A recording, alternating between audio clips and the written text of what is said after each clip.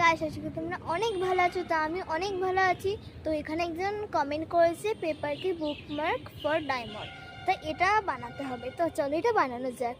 তো আমরা নিয়ে নিয়েছি এরকম একটা পেপার, চলো এইটা দিয়ে বানাবো। তো আমরা এটাকে এইভাবে মুড়িয়ে তারপর এরকম করব, তারপরে এটাকে এরকম করে মুড়িয়ে নেব, তারপরে আবার এই এই ফাঁকাটায় এটাকে ঢুকিয়ে দেব। তারপর এই পার্টটাও আমরা ঢুকিয়ে নিলাম। এখানে আমরা যে কোনো কালার ইউজ করতে পারো। তো আমি এখানে এটাকে এরকম করে মোড়ানো থাকবে, তাহলে তোমাদের ডায়মন্ড শেপ আসবে। এখানে আমরা আঠা দিয়ে লাগিয়ে নিলাম।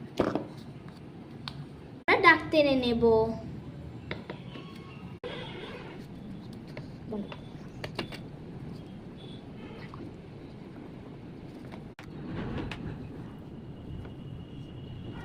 এরকম দুখানা বানিয়েছি, কেমন হয়েছে কমেন্টে বলো। বাই।